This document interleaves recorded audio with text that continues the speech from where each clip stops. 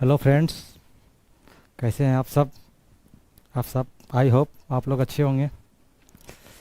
तो हम लोग स्टार्ट करते हैं। और जैसे कि आपको मैंने बताया है कि इस पे जहाँ तक हो सके मैं एक सीरीज लेकर के आ रहा हूँ। मैं केमिकल बॉन्डिंग का इंट्रोडक्शन लेक्चर मैंने लेकर के आया। फिर उनके बाद एसिड बेस केमिस्ट्री लेकर के आया इनऑर्गेनिक पोर्शन में।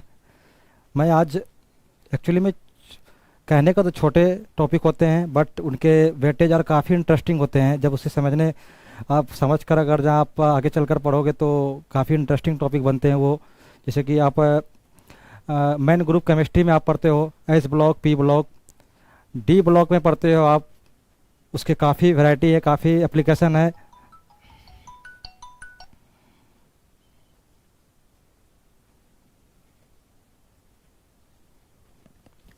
सॉरी।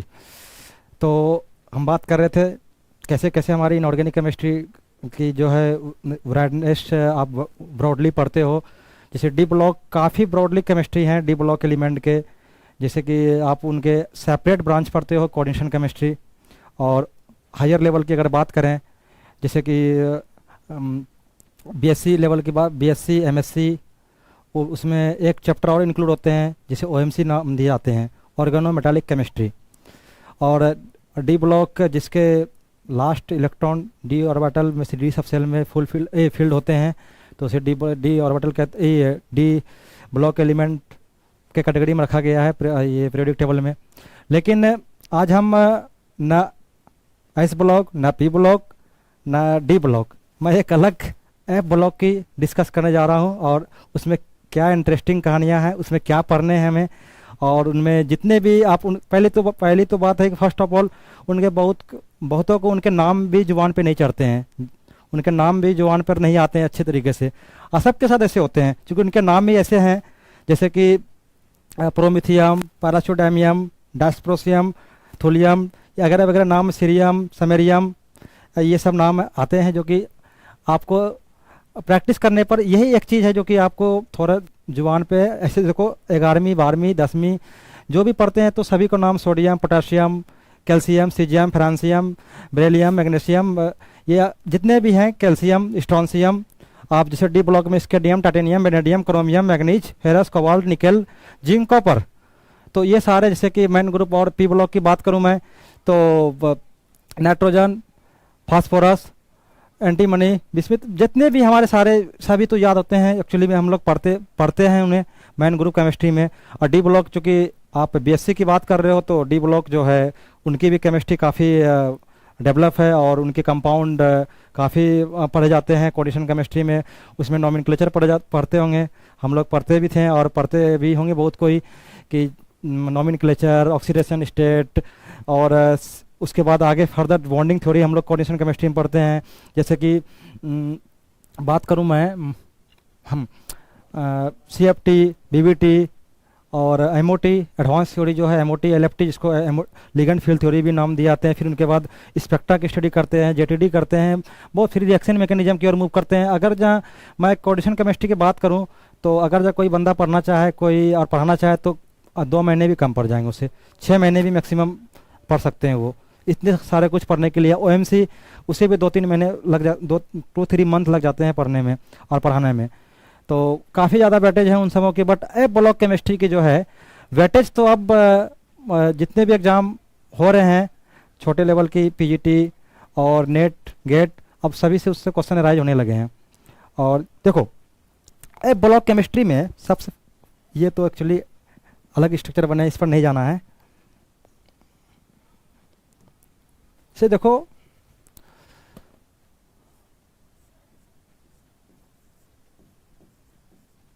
ए block chemistry,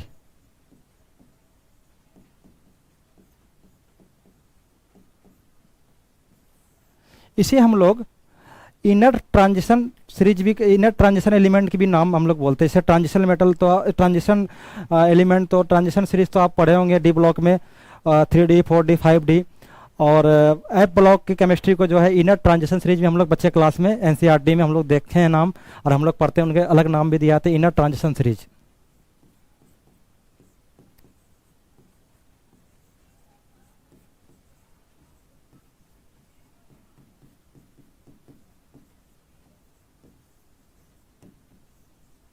inner transition series इसका नाम देते हैं। अब इनर ट्रांजिशन सीरीज नाम क्यों देते हैं और ट्रांजिशन सीरीज उसको नाम क्यों देते हैं डी ब्लॉक एलिमेंट को, उनमें थोड़ा मैं डिफरेंस समझ लेता हूँ, हम लोग समझ लेते हैं। देखो ट्रांजिशन का मतलब क्या होता है, ट्रांजिशन नाम क्यों आया, सोचो जरा। मेन ग्रुप केमिस्ट्री में जितने भी एलिमेंट हैं उसमें ट्रांजिशन नाम नहीं है, इसमें ट्रांजिशन नाम आया। देखो इसको कहते हैं हिंदी में संक्रमण धातु, क्योंकि मोस्ट ऑफ द फिर इसमें हमारा जितने भी डी ब्लॉक में है मेटल ही पाए जाते हैं, इसलिए इसको मेटल ये संक्रमण धातु और ट्रांजिशन मेटल के नाम दिए जाते हैं। लेकिन ट्रांजिशन वर्ड जो है इनके बहुत सारे रीजन हैं। आप उन्हें सबसे फर्स्ट ऑफ ऑल सभी को इलेक्ट्रॉनिक कॉन्फ़िगरेशन तो पढ़ के आए हैं और इलेक्ट्रॉनिक कॉन्फ़िगरेशन में सबको आइडिया है। आप जैसे कि मैं डी ब्लॉक की बात करता हूँ तो उनमें जैसे कि क्रोमियम और मैग्नीज, इनमें थोड़ा जो है मतलब इनमें जैसे हम ट्रेन में चलते हैं इलेक्ट्रॉनिक कॉन्फ़िगरेशन में, इनसे थोड़ा अलग हटके है। इसमें क्या फंडा है, स्टेबिलिटी का फंडा है, हाफ फील्ड फुल फील्ड जो भी होते हैं। फिर हमें ये कॉपर और जिंक में आइडिया लगता है। इन दोनों का जो है इसका एटॉमिक नंबर 29, इसका 30, ठीक है, इनका 24, इनका 25, इनका 3d5 4s1, इसका 3d5 4s2, इसका 3d10 सॉरी 4s1, इसका 3d10 4s2, इसका ये कॉन्फ़िगरेशन होते हैं, ठीक है। तो मैं बात कर रहा हूँ इसके वेरिएबल ऑक्सीडेशन स्टेट भी होते हैं। इलेक्ट्रॉनिक कॉन्फ़िगरेशन तो मैंने देख लिया, इसके वेरिएबल एक से ज़्यादा ऑक्सीडेशन स्टेट एग्जिस्ट करते हैं और बहुत सारे, जैसे कि मैं एस ब्लॉक की बात करूं, फर्स्ट एस ब्लॉक में +1 ऑक्सीडेशन स्टेट देखने को मिलते हैं और सेकेंड मैं अल्कलाइन अर्थ मेटल की बात करूं तो उसमें +2 ऑक्सीडेशन स्टेट मिलते हैं। लेकिन जब मैं जैसे डी ब्लॉक में मैं इंटर करता हूं तो वहाँ वेरिएबल ऑक्सीडेशन स्टेट देखने को मिलते हैं। अब वेरिएबल ऑक्सीडेशन स्टेट कहने का मतलब है कि एक से ज़्यादा ऑक्सीडेशन स्टेट में एग्जिस्ट करने के इनके कंपाउंड जो है मतलब कि प्रोबेबिलिटी होते हैं मिलने के। अब उसमें सारे एग्जिस्टेंस कब होते हैं नहीं होते हैं वो सारे जो है हमें डिटेल से पढ़ने होते हैं। किस कंडीशन में ये ऑक्सीडेशन स्टेट हमारा स्टेबल करते हैं, कौन सा कंडीशन में वो करते हैं कि अब जैसे कि हम लोग एफ ब्लॉक केमिस्ट्री पढ़ने जा रहे हैं उनमें भी वेरिएबल ऑक्सीडेशन स्टेट आपको देखने को मिलेंगे, ठीक है। तो ट्रांजिशन का नाम कहाँ से आया, क्यों आया, इनमें हम लोग थोड़ा सा हम लोग को आइडिया लग गया। तो इनर ट्रांजिशन सीरीज, अब इनर ट्रांजिशन सीरीज नाम क्यों दिया गया, तो आप जानते हो जैसे मैं एक ये है न्यूक्लियस है, पॉजिटिव चार्ज न्यूक्लियस से डिनोट करते हैं। उनके बाद मैं ये सबसेल मैं बना रहा हूँ, ठीक है, ठीक है। अब देखो यहाँ पर NS होते हैं, ठीक, यहाँ पर N-1D होते हैं, ठीक है। अब यहाँ पर N-2F होते हैं, ठीक है। अब फर्स्ट सेल को क्या नाम दिया जाता है, फर्स्ट सेल को हम लोग बोलते हैं अल्टीमेट सेल। क्या बोलते हैं, अल्टीमेट सेल,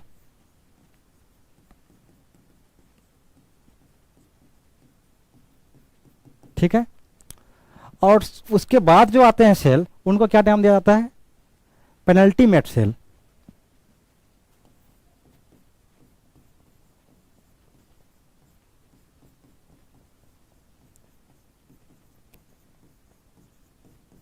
अब उनके बाद जो जिनका नंबर आता है जिसको हम लोग एफ ब्लॉक केमिस्ट्री पढ़ने जा रहे हैं, तो यहाँ पे जो है ये जो हमारा आते हैं इनको कहते हैं anti penultimate cell.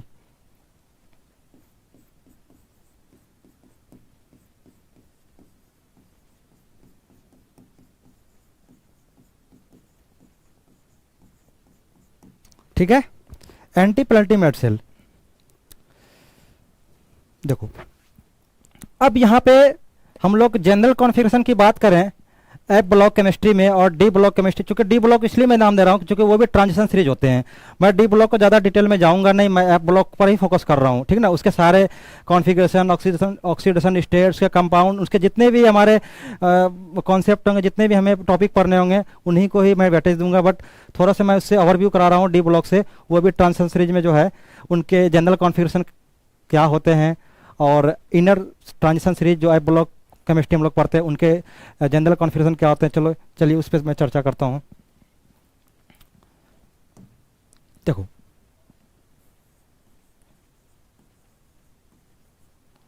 General configuration देखो ये एक छोटे क्लास में जब 11 12 में पढ़ाई की जाती है तो एक नंबर के क्वेश्चन पूछे जाते हैं ऑब्जेक्टिव में, ठीक है। क्योंकि आजकल ऑब्जेक्टिव का दौर चल चुका है, पीरियड चल चुका है, ठीक है। आजकल मेहनत करना कम और इजी वे में नंबर लाना ज़्यादा ज़्यादा इजी मिलते हैं, और क्वेश्चन सेटिंग करने वाले को भी इजी मिलता है। बट इतना आप ध्यान रखना कि जितने शॉर्ट एग्जाम होते हैं उतने डिफ़िकल्टी होते हैं उसको पढ़ना और पढ़ाना। ऐसा बात, वो तो तुक्के की बात अलग है, वो स्ट्रेट फॉरवर्ड टाइप के क्वेश्चन पूछे जाते हैं तो उसमें तो अलग है। जैसे कि हम लोग रेलवे, बैंकिंग, ये जिसके भी जीएस पढ़े आते हैं उसे पढ़ लो, लेकिन जैसे यूपीएससी की ओर आप मूव करते हो तो उनमें फिर आपको डायनामिक जीएस देखने को मिलते हैं, आपको एक से ज़्यादा ऑप्शन देखने को मिलेंगे। उसमें फिर आपको देखने को तो वो ओमार, बट उनके क्वेश्चन का जो वेरिएशन जो होते हैं बिल्कुल डीपली होते हैं।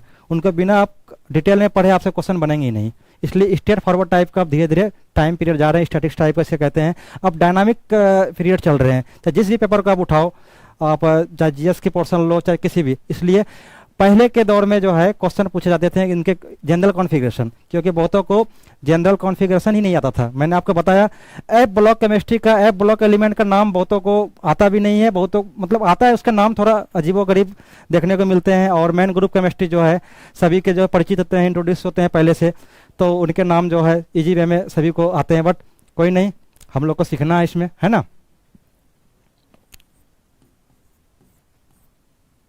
देखो कहीं कहीं किसी किसी बुक में इसके जनरल कॉन्फ़िगरेशन जो है 0 to 14 और n-1, 1 से 10 और ns, ठीक है, ये रहते हैं। और कहीं कहीं आपको 1 से 14, ठीक है, और n-1 d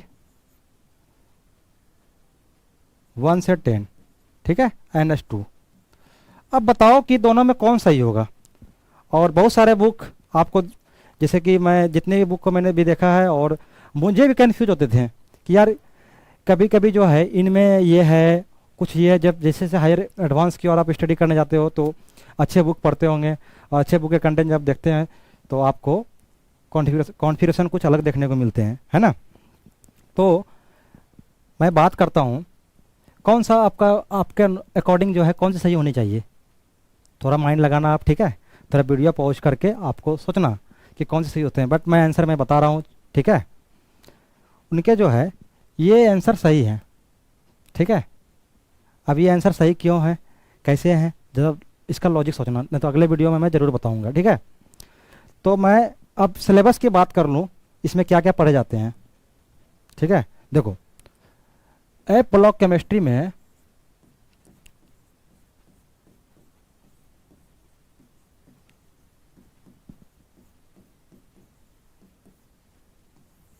ठीक है, इसमें देखो 2 सीरीज होते हैं, ठीक है। 4F सीरीज और सेकेंड 5F। इसे क्या बोलते हैं, नाम से तो सभी को इंट्रोड्यूस होंगे, lanthanide, actinide, lanthanide contraction, actinide contraction, ठीक है। तो बेसिक ही है।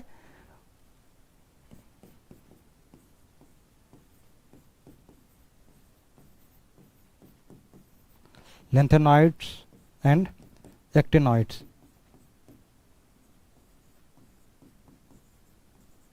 ठीक है। 5F series, 4F series. तो हम लोग आज 4F सीरीज की बात करते हैं, है ना। दोनों पढ़ने हैं हम लोगों को, दोनों सिलेबस में हैं, दोनों के सारे प्रॉपर्टीज पढ़ने हैं, लेकिन सिलेबस में हमें। अब देखो फर्स्ट ऑफ ऑल मैं इनका डिटेल में एक एक, पहले मैं बेसिक ही इलेक्ट्रॉनिक कॉन्फ़िगरेशन की बात करूंगा, ठीक है।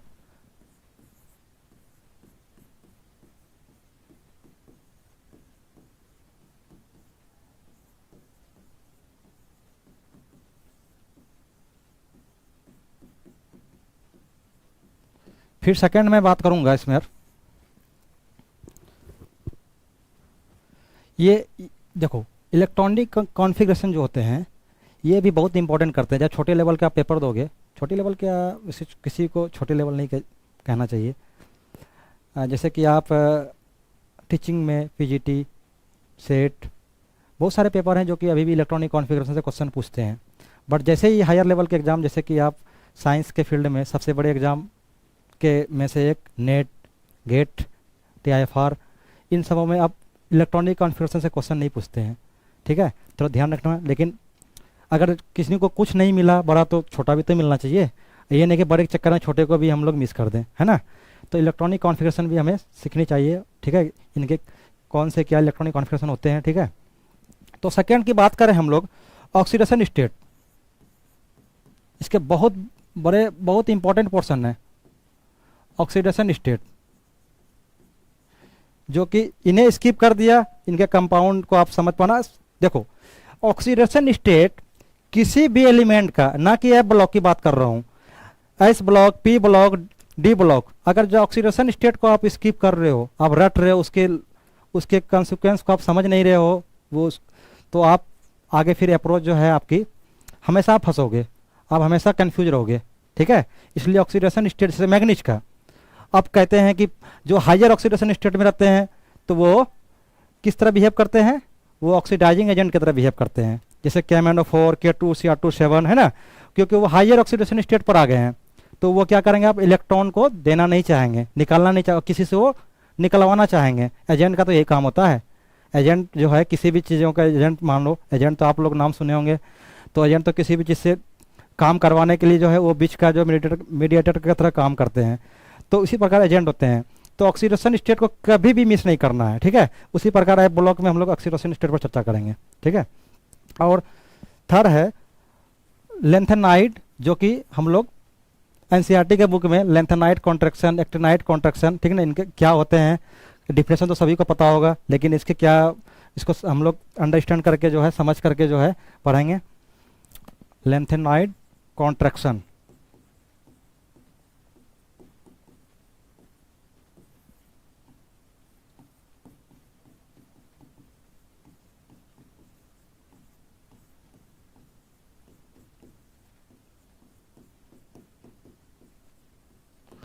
Lanthanide and actinide contraction. ठीक है, अब आगे की बात जब हम करते हैं तो कलर एंड इलेक्ट्रॉनिक स्पेक्ट्रा। अब इसके कलर D ब्लॉक केमिस्ट्री के, जैसे कोऑर्डिनेशन केमिस्ट्री, OMC, सभी तो कलर के लिए जाने आते हैं। ठीक है, कलर के लिए, कलर की बात करें तो LMCT, MLCT, DD ट्रांजिशन, है ना, लेपार्टे, स्पिन, फॉरबिडन। ठीक है, बहुत सारे थ्योरी हम लोग पढ़ते हैं, लेकिन यहाँ भी हम लोग पढ़ेंगे। ठीक है, इसके कलर और इलेक्ट्रॉनिक स्पेक्ट्रा, जो कि बात करें तो MSc लेवल के जितने भी एग्जाम होते हैं इसमें जो है इसके क्वेश्चन देखने को मिलते हैं।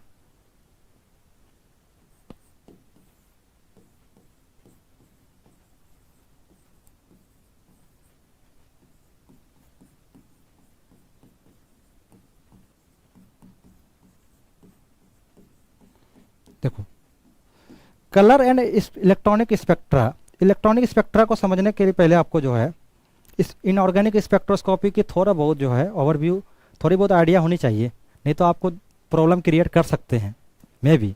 ठीक है, जैसे कि आपको मैं बता रहा हूँ, ये इनऑर्गेनिक स्पेक्ट्रोस्कोपी में मोसबोर स्पेक्ट्रोस्कोपी, आपके और क्या आते हैं, ESR।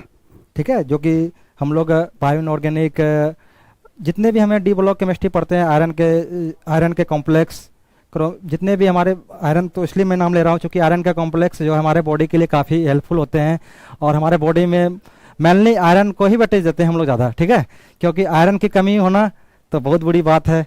मतलब बुरी बात क्या है कि अच्छी बात नहीं होती है, क्योंकि वो जो है हीमोग्लोबिन में जो है, हीमोग्लोबिन जो स्ट्रक्चर होते हैं उसमें आयरन मेटल पाए जाते हैं। ठीक है, तो उनके फंक्शन हम लोग समझते हैं। तो हम लोग इलेक्ट्रॉनिक स्पेक्ट्रा को जो है पढ़ने के लिए थोड़ी सी बहुत ESR की जो है हम लोग को आइडिया होनी चाहिए, और मोसबोर की। ठीक है, अब देखो, अब अगला टॉपिक है कॉम्प्लेक्स फॉर्मेशन टेंडेंसी। सिर्फ D ब्लॉक के एलिमेंट ही कॉम्प्लेक्स नहीं बनाते हैं, F ब्लॉक के कॉम्प्लेक्स भी कॉम्प्लेक्स फॉर्मेशन करते हैं। ठीक है, इसलिए इनके भी जितने भी कॉम्प्लेक्स हैं उनको हमको स्टडी करना है। ठीक है,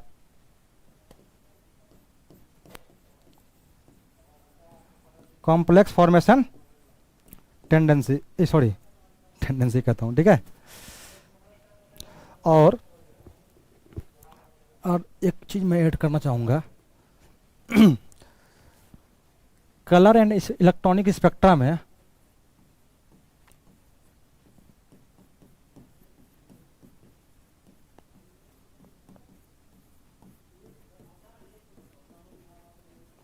मैं दो चीज पढ़ता हूं इसमें, है ना। एब्जॉर्प्शन स्पेक्ट्रा,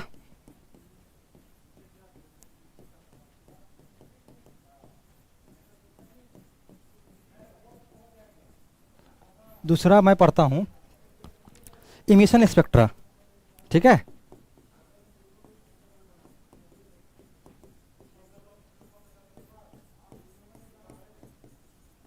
जिसमें हम लोग फ्लोरोसेंस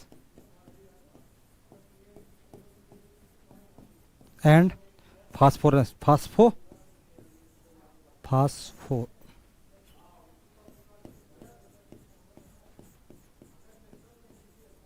फास्फोरेंस, ठीक है। देखो, इमिशन स्पेक्ट्रा में हम लोग फ्लोरोसेंस और फास्फोरेंस पढ़ते हैं, ठीक है। तो बात ऐसी है, अब देखो एक क्वेश्चन है मेरे मन में और आप लोग जरा इस पर गौर करना, मैं उस पर डिस्कस नहीं करूंगा कि इमिशन स्पेक्ट्रा जो है उनके ग्राफ और एब्जॉर्प्शन स्पेक्ट्रा ग्राफ आप खुद बनाने की कोशिश करना, किसी बुक का हेल्प मत लेना, क्योंकि बीएससी एमएससी के बच्चे को थोड़ी तो आइडिया लग ही गए होंगे। एक्चुअली मैं इसलिए कह रहा हूँ, एक हमारे गुरुजी जो कि फॉरेन से अभी मतलब कि आए हैं, हमारे कॉलेज में ज्वाइन किए हैं, उनकी क्लास फोटो केमिस्ट्री की हो रही थी और उनमें photochemistry, emission spectra, Jablonski diagram, बहुत सारे चीज़ें हैं जो कि उसकी चर्चा करने के पहले उन्होंने बहुत सारे लोगों से उन्होंने पहले बोर्ड पे बुलाया और बहुतों से इन्हीं ग्राफ को उन्होंने ड्रॉ करवाया। बताओ, तुम लोगों ने यूवी आईआर सब कर एक प्रैक्टिकल लैब करके आए हो, ठीक है, तो इसके बारे में इसका ग्राफ बनाओ। ग्राफ तो बहुतों को आता भी था, बहुतों को नहीं भी आता था। तो बात ऐसी है, इसलिए थोड़ा आप कोशिश करना, ठीक है। और कैसे इंटरव्यू में क्वेश्चन को फंसाते हैं बोल करके, और छोटी छोटी चीज़ों को जो है मन से जो है आपको ग्राफ, बहुत सारे ग्राफ दे देंगे, उसमें ग्राफ को आपको जो है इंटरप्रेट, आपको जज करने आने चाहिए, इसलिए आप इस पर थोड़ा ध्यान देना, ठीक है। और फ्लोरोसेंस, फास्फोरेंस, ये हमारे रियल लाइफ में जो है जितने भी हमें देखने को मिलते हैं, इसके काफ़ी एप्लीकेशन है, इसलिए इस ग्राफ को जो है पूछने के चांस जो है काफ़ी होते हैं इंटरव्यू में, ठीक है। तो इसलिए आप थोड़ा इस पर आप ध्यान देना, ठीक है। Separation of A block element, अब अगला टॉपिक है, कौन सी टॉपिक, टॉपिक नंबर क्या था?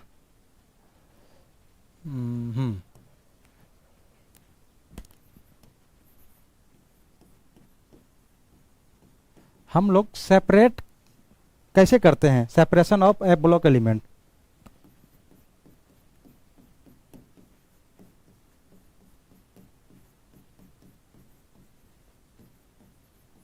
ठीक है। और अगला टॉपिक में application of A block element, जैसे डी ब्लॉक एलिमेंट के एप्लीकेशन बहुत सारे होते हैं। आप देखे होंगे कि बायो इनऑर्गेनिक आप पढ़ते होंगे, आप बहुत सारे कॉम्प्लेक्स पढ़ते होंगे, उनके हमारे रियल लाइफ में, वैसे ओएमसी हम लोग पढ़ते हैं, हमारे रियल लाइफ में काफ़ी एप्लीकेशन उसके देखने को मिलते हैं। क्या ब्लॉक केमिस्ट्री के भी क्या एप्लीकेशन होते हैं? हाँ, होते हैं।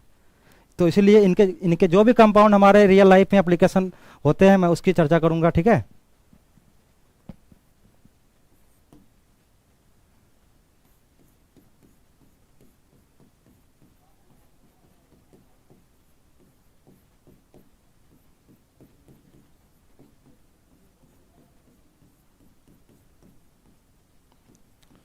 आप जानते होंगे एक्टिनाइड रेडियो एक्टिव नेचर के होते हैं। जब वो रेडियो एक्टिव नेचर के होते हैं तो बम बनाने में तो बहुत उसी का यूज होता होगा, है ना, यूरेनियम, थोरियम, ठीक ना। तो दुनिया तो इसी पर आजकल लड़ रहे हैं सभी लोग, मैं बनाऊं कि मैं बनाऊं। तो इसलिए इंटरेस्टिंग ये चैप्टर हो जाते हैं। अगर जब किसी को ए ब्लॉक नहीं भी पढ़ना हो, जिनके सिलेबस की चीज़ नहीं भी हो, जिसे केमिस्ट्री से कोई नाता भी नहीं हो दूर दूर तक, फिर भी उनके लिए किस तरह इंपॉर्टेंट होते हैं ये चैप्टर, ठीक है। क्योंकि सभी को न्यूक्लियर वार से डर लगते हैं, सभी देशों को, और सभी एक दूसरे को, जो भी इस्टेब्लिश कंट्री होते हैं, सभी एक दूसरे से अपने न्यूक्लियर पावर से जो है डराते हैं, धमकाते हैं, है ना, और उसके ऊपर डोमिनेट करते हैं। तो सारा कहानी यहीं से निकलते हैं। तो हम लोग उनके छोटे से पोर्शन को हम लोग पढ़ने जा रहे हैं। छोटी से पोर्शन, उतने दूर तक तो नहीं, उतने दूर तक शायद हम लोग पहुंच भी नहीं पाए हैं। तो काफ़ी रिसर्च की बात है, ठीक है। तो हमें थोड़ा आइडिया लगनी चाहिए कि रियल लाइफ में जो है एप्लीकेशन के तौर पर ब्लॉक एलिमेंट क्या क्या होते हैं, ठीक है। जैसे मैंने बताया था कि हीमोग्लोबिन, मायोग्लोबिन, ये सारे डी ब्लॉक के एलिमेंट हैं जो कि कॉम्प्लेक्स फॉर्मेशन करके जो है हम लोग को रियल लाइफ में जो हमें किस प्रकार यूजफुल होते हैं, ठीक है। तो कोई भी मेटल जो हमें डिसीज होती है तो उसके तौर पर जो हम लोग क्या क्या ड्रग्स यूज कर सकते हैं, मेडिसिन कर सकते हैं, मेडिसिनल जो है क्या उसमें कितने एप्लीकेशन हैं, तो ये सारे हैं, है ना। तो जितने भी केमिस्ट्री हम लोग पढ़ते हैं तो सारे को जो है, अब ऑर्गेनिक की तो बात ही अलग है। वो तो ऑर्गेनिक जो है मेडिसिन, बिल्कुल उसके तो ऑर्गेनिक के बिना मेडिसिन तो जो है बिल्कुल समझ लो उसकी बात ही ना करे तो ठीक है। तो इसलिए हम लोग पढ़ते हैं। अब देखो ब्लॉक केमिस्ट्री की मैं बात करा, अब इसका मैं डिफिनेशन थोड़ा मैं आपको बता रहा हूं।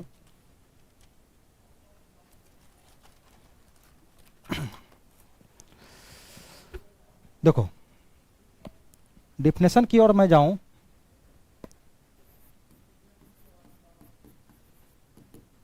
ठीक है। Those element is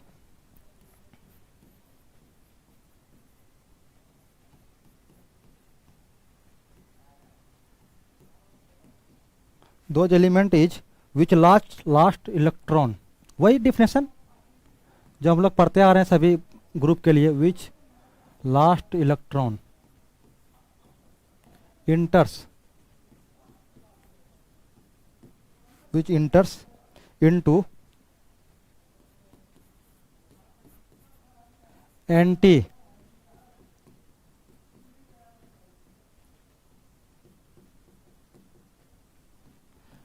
penultimate cell, ठीक है।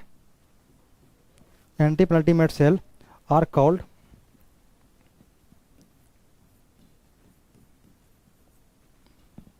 ए ब्लॉक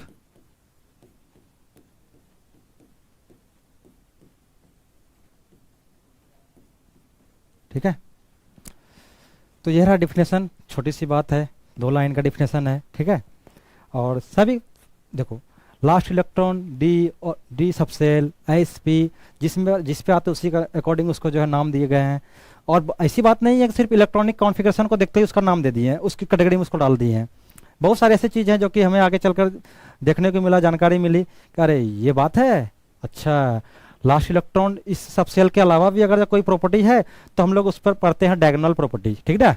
डायगोनल जो है रिलेशनशिप पढ़ते हैं, तो इसमें भी हमको देखने को मिलेंगे जब हम लोग कुछ ऐसे एलिमेंट की बात करेंगे जो कि जिसके बिहेवियर जो है मेन ग्रुप एस ब्लॉक के एलिमेंट से देखने को मिलेगा। इसलिए उसके प्रॉपर्टी दोनों का सिमिलर कैसे होते हैं, दोनों का जो है फिर सेम तरीके से यूज कैसे कर सकते हैं, उनकी भी हमको लोग को समझना है और उनको भी देखना काफ़ी इंटरेस्टिंग बन जाते हैं। अगर जब आप एक चीज़ को दूसरे चीज़ से रिलेट करके पढ़ते हो, सिर्फ सेपरेट नहीं पढ़ते हो, सेपरेट तो पढ़ना ही है क्योंकि इतने ब्रॉडली जो है इस पर काम हुए हैं, क्योंकि साथ पढ़ना मुश्किल होते हैं, बट सेपरेटली पढ़ के भी उसे रिलेट करना है, रिलेट करके उनके बाद समझना है क्या वो अच्छा इसी कारण इनका जो है इसके सिमिलर प्रॉपर्टी होते हैं, इसलिए इनके स्थान पे जो है हम इसको यूज कर सकते हैं, और जो है दोनों का सिमिलरिटी होते हैं प्रॉपर्टीज में।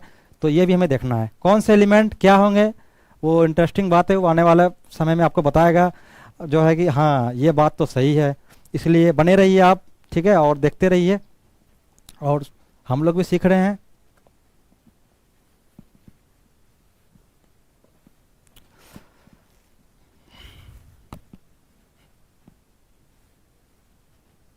देखो इसमें अब देखो एक एक्टिनाइड, चूंकि एक्टिनाइड हम लोग अभी पढ़ने नहीं जा रहे हैं, बट एफ ब्लॉक में हम लोग एक्टिनाइड को ही पढ़ते हैं ना।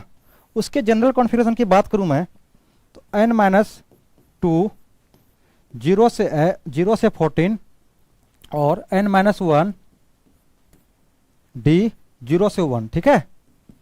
और NH2, ये रहा एक्टिनाइड का जनरल इलेक्ट्रॉनिक कॉन्फ़िगरेशन, ठीक है। तो हम लोग बात करते हैं एफ ब्लॉक में, तो एफ ब्लॉक में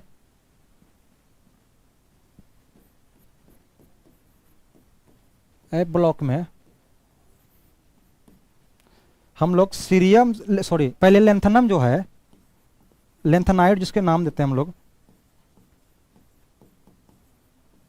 लेंथोनाइड्स एलिमेंट। आज मैं पीपीटी नहीं बना पाया, एक्चुअली किसी काम में बिजी था, लेकिन वीडियो बनाना था, संडे है तो इसलिए थोड़ा टाइम लग रहा है ना, तो कोई नहीं। लेंथेनाइड देखो, सीरियम से लेके सीरियम टू लुटेटियम, ठीक है, 58 से 71। अब कहीं कहीं काफ़ी मतलब कि कन्फ्यूजिंग होता है। लेंथनम, लेंथनम को हम लोग एफ ब्लॉक में सीरीज में रखते हैं, बट वो डी ब्लॉक में भी देखने को मिलता है। अब देखो, अगर इलेक्ट्रॉनिक कॉन्फ़िगरेशन की बात करें तो लास्ट इलेक्ट्रॉन्स में डी सबसेल में देखने को मिलते हैं, लेकिन उसे डी ब्लॉक में रख कर उसे एफ ब्लॉक, उसी से सारे हम लोग जितने भी हमारे एलिमेंट निकले हैं, 14 एलिमेंट हैं इनमें, ठीक ना, हम लोग पढ़ते हैं। बट उनके प्रॉपर्टीज जो है एफ ब्लॉक से हमें, मुझे लगता है, आई थिंक इतनी तो मैं अप्रोप्रिएट नहीं हूँ, बट फिर भी 80 to 90% जो है प्रॉपर्टी जो है एफ ब्लॉक से ही उसके मिलते हैं, इसलिए इसको एफ ब्लॉक केमिस्ट्री में हम लोग नाम देते हैं, ठीक है। तो सीरियम से लेकर के लुटेटियम तक हम लोग जितने भी उसके एलिमेंट हैं उनको हम लोग पढ़ेंगे लेंथेनॉइड्स सीरीज में, ठीक है। और जिसे हम 4F सीरीज भी कहता हूँ ना, 4F सीरीज। अब देखो 5F सीरीज,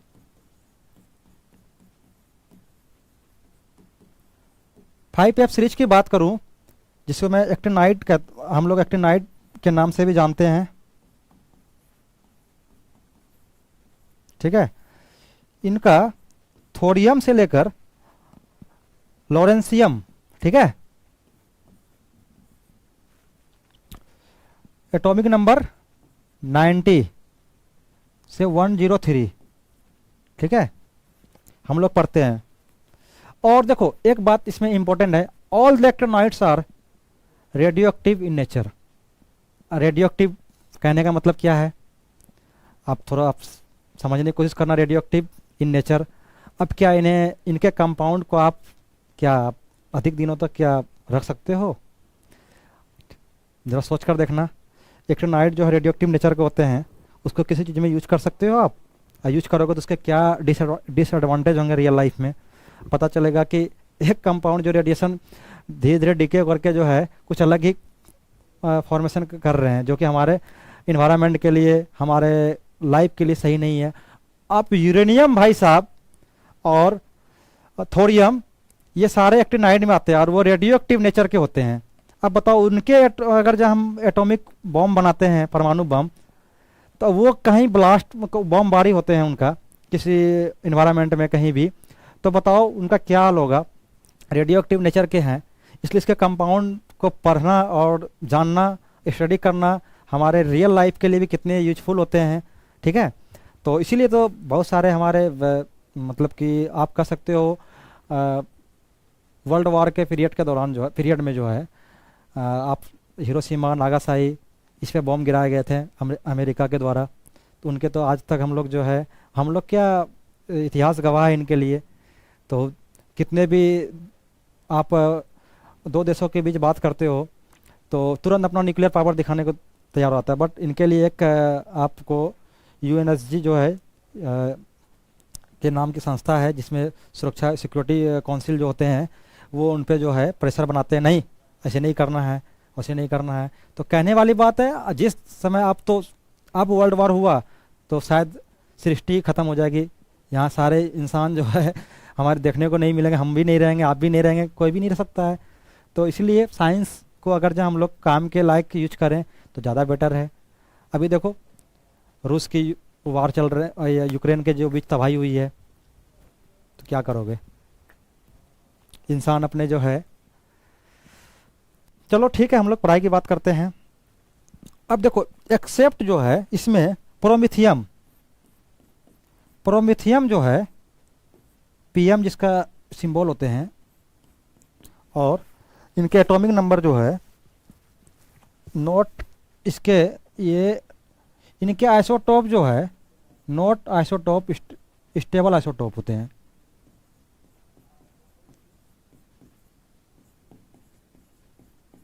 देखो जी, अब आइसोटोप आइसोबार क्या होते हैं, जिनके atomic number same, atomic mass different वो आइसोटोप कहलाते हैं। कार्बन 13, कार्बन 12, ये सब आइसोटोप हैं आपस में, है ना। तो एक एलिमेंट्स जो है, एक एलिमेंट एक से ज़्यादा स्टेट में पाए जाने की संभावनाएं होती है। उसके एटॉमिक मास के बेस पे मैं कर सकता हूँ कि एटॉमिक मास जो इसके इतना है उनके उतना है। अब क्यों होते हैं ये आप सोचना जरा, ठीक है। मैं तो बताऊंगा ही आने वाला वीडियो में, ठीक है। और इसके प्रोमिथियम जो है इनके स्टेबल आइसोटोप नहीं होते हैं, इसलिए ये भी हमारा रेडियो एक्टिव नेचर के होते हैं। ये इकलौते से भाई साहब हैं लेंथेनाइट सीरीज में जो कि रेडियो एक्टिव नेचर के होते हैं, ठीक है। और एक्टिनाइड में तो सभी के सभी होते ही हैं। ये भी भाई साहब कम नहीं है, बट इसे आप कहोगे इसे उस सीरीज में रखना चाहिए, लेकिन अब तो थोड़ी बहुत तो नॉलेज तो हो ही गई आप लोगों को कि हम लोग इनको किसको किन सीरीज में रखते हैं, क्यों रखते हैं। अब ये 4F का है, इसका इलेक्ट्रॉनिक, हम बच्चे की बात कर रहे हैं, मतलब कि छोटी सी जहाँ तक हम लोग पढ़ सके हैं उसी का आइडिया का बेस पे मैं बात कर रहा हूँ। ऐसे तो बहुत सारे सेपरेशन, बहुत सारे जो है आप जैसे जैसे आप आगे क्लास में पढ़ोगे तो आपको देखने को मिलेगा, अच्छा प्रोमिथियम को जो है रेडियो एक्टिव नेचर होने के बावजूद भी जो है इन्हें एक्टिनाइट सीरीज में क्यों नहीं रखा गया, ठीक है। अभी तक मैं इलेक्ट्रॉनिक कॉन्फ़िगरेशन के बेस पर मैं कह सकता हूँ कि ये 4F में इसका इलेक्ट्रॉन जो है आ रहे हैं तो इसे 4F सीरीज में दिया गया, ठीक है। अब इलेक्ट्रॉनिक कॉन्फ़िगरेशन इम्पोर्टेंस है या नहीं है तो आप तो होशियार, मतलब होशियार क्या, आप लोग तो नॉलेजेबल पर्सन हो ही, कोई भी किसी से कम नहीं, सभी माइंड लगा सकते हैं, अप्लाई कर सकते हैं, है ना, ठीक है। अब एक बात आपके माइंड में आनी चाहिए, इसी के बाद मैं थोड़ा वीडियो को जो है मैं क्लास को क्लोज करूंगा क्योंकि रात बहुत हो चुकी है। तो एक क्वेश्चन है, उसके बाद मैं आगे आने वाले टाइम में जो है मैं बताऊंगा ए ब्लॉक की केमिस्ट्री उतनी डेवलप क्यों नहीं हो पाई है, और डी ब्लॉक की केमिस्ट्री हम लोग पढ़ते हैं, coordination chemistry, OMC, different different branch पर डिफरेंट डिफरेंट टॉपिक चैप्टर में पढ़ते हैं हम लोग, अलग अलग टाइप, उनके काफ़ी क्वेश्चन, काफ़ी वेटेज, काफ़ी मतलब देखने को मिले हैं। और सभी को आंसर इसके आते भी होंगे, ऐसी बात नहीं आते होंगे, बट सोचना ज़रा जिनको नहीं आते हैं। और पी ब्लॉक कितने सारे मतलब कि बुक से हम लोग पढ़ते हैं, बहुत सारे कंपाउंड हैं। और एस ब्लॉक उसके ही पढ़ते हैं, लेकिन एफ ब्लॉक की केमिस्ट्री हम लोग उतनी पढ़ते नहीं हैं, ठीक है। क्यों नहीं पढ़ते हैं, ठीक ना, इसके जवाब आप खुद देंगे, स्वयं देंगे, ठीक ना। और सोचना ज़रा आप, नहीं तो फिर आपको मैं बताऊंगा। चलो बता ही देता हूँ, क्योंकि एफ ब्लॉक की केमिस्ट्री उतनी, कंपाउंड जो है देखने को हमारे, देखो कोई भी कंपाउंड कब फॉर्मेशन होते हैं, कोई भी एलिमेंट आप देखो, जैसे कि आप मैं एक रियल लाइफ में एग्जांपल लेता हूँ कि किसी सेलिब्रिटीज को काफ़ी लोग जानते हैं, गांव गांव तक उसकी चर्चाएं होती है, चाहे वो सिंगर हो, चाहे वो एक्टर हो, चाहे वो प्लेयर हो किसी भी चीज़ का। और जैसे हमारे आजकल तो पॉलिटिशियन साहब का भी जो है चर्चे काफ़ी दूर तक होने लगे, जब से सोशल मीडिया, प्रिंट मीडिया के अलावा सोशल मीडिया जो है हमारा ज़्यादा इम्प्रूवमेंट हुए हैं। और फेसबुक, व्हाट्सएप, ट्विटर, बहुत सारे, इंस्टाग्राम, अब तो भाई साहब ये कहाँ कम रहने वाले हैं किसी से, है ना। कह रहे यार मैं भी देश की सेवा करता हूँ, मैं भी जनता का सेवक हूँ, तो मैं कहाँ पीछे रहने वाला हूँ, मेरी भी चर्चाएं जो है। जिसे देखो योगी जी हमारे सांसद महोदय हुआ करते थे एक क्षेत्र के, अभी तो पूरे देश में उसके नाम, पूरे वर्ल्ड में नाम का आप उसके गिनीज बुक में रख दे सकते हो। कोई ऐसे सांसद और विधायक होते हैं जो कि एक अपने क्षेत्र से जीत कर आते हैं, उसे कोई जानता तक नहीं था, लेकिन आज उसे बहुत कोई जानते हैं, उसके नाम से उस एरिया को जानते हैं, ठीक है। तो एफ ब्लॉक केमिस्ट्री जो है, सराउंडिंग से इंट्रैक्शन इसका उतना अभी तक, जहाँ तक कंपाउंड इसकी रिसर्च चल रहे हैं, अभी तक देखने को नहीं मिले हैं कि सराउंडिंग से जो है इसका इंट्रैक्शन जो है, सराउंडिंग क्या, हम लोग इसलिए कहते हैं क्योंकि हमने एग्जांपल के तौर पर देखा है अभी सेलिब्रिटीज को, पॉलिटिशियन को, है ना। और उसी प्रकार एलिमेंट भी जो है सराउंडिंग से इंट्रैक्शन कितने स्टेबल होते हैं, उसके इंट्रैक्शन कितने ठीक ठाक होते हैं या थोड़े कम होते हैं। और D block chemistry, S block, P block, इसके इंट्रैक्शन बहुत अच्छे होते हैं, ठीक है। और उनमें हम लोग स्टेबिलिटी का फंडा भी हम लोग पढ़ते हैं, CFSC, ठीक है। और John Taylor JTDSC D block chemistry में, तो इनके सारे जो है। और हम लोग एस ब्लॉक में पढ़ते हैं लैटिस एनर्जी, ठीक है। पी ब्लॉक में हम लोग पढ़ते हैं, ये पी ब्लॉक और एस ब्लॉक में ही पढ़ते हैं ज्ञान, ये सॉरी इंथैल्पी का भी बात करते हैं, ठीक है। बहुत सारे थर्मोडायनामिक पैरामीटर की बात करते हैं। तो उसी प्रकार सोचना आप कि इसके सराउंडिंग से इंटरेक्शन जो है थर्मोडायनामिकली फिजिबल नहीं होते हैं, जहाँ तक अभी तक की बात कर सकता हूँ। शायद अभी रिसर्च के बाद आगे बहुत सारे कंपाउंड देखने को भी मिलेंगे, और बहुत सारे कंपाउंड इनके है भी जिसकी स्टडी हम लोग को करनी है, ठीक है। ऐसी बात नहीं इसके कंपाउंड नहीं है। तो हम लोग बात करते हैं, जिसे देखो अब इसका क्या रीजन हो सकते हैं, ठीक है। चलो हम लोग इसको भी जानते हैं, इसके रीजन क्या। अब थोड़ी सी लॉजिक लगाता हूँ, ठीक है। देखो ये हमारा न्यूक्लियस भाई साहब, ठीक है, N-1D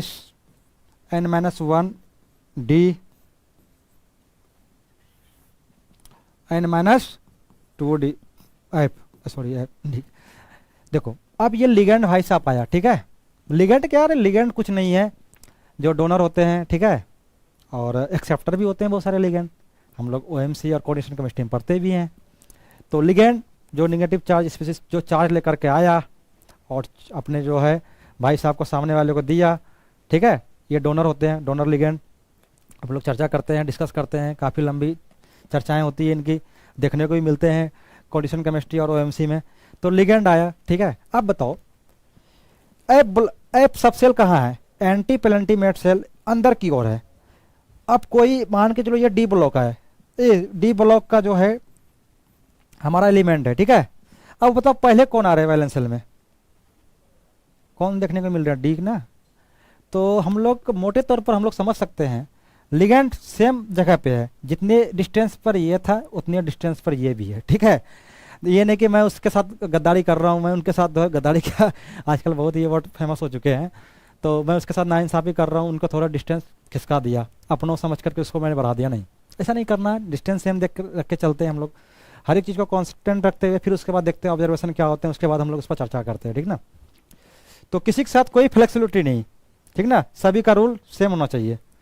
तो यहाँ पर डी है। अब बताओ इंटरेक्शन बेटर किन, अब देखो हम लोग यही पढ़ते हैं एप ऑर्बिटल जो काफ़ी हाईली डिफ्यूज होते हैं, उनके साथ मतलब कि किसी के साथ बॉन्डिंग जो है ओवरलैपिंग और बॉन्डिंग जो है उतने भी पावरफुल नहीं होते हैं, जो कि उसके कंपाउंड एग्जिस्ट करने की संभावनाएं कम होती है। बट डी ऑर्बिटल जो है हाईली डिफ्यूज नहीं होते हैं, हम सभी जानते हैं, क्योंकि ऑर्बिटल का लोब सभी ने ओवरव्यू थोड़ा सभी के पास होंगे ही, नहीं होंगे तो आप कमेंट करना इनमें हमारे चैनल पे, तो मैं आगे आने वाला वीडियो में मैं उसे ही मैं बताऊंगा, ठीक है। वो काफ़ी बेसिक चीज़ है। तो इनके इंटरेक्शन जो है, इनके इंटरेक्शन क्या हो जाते हैं, इनके इंटरेक्शन वीक हो जाते हैं, ठीक है। इनके इंटरेक्शन क्या होते हैं,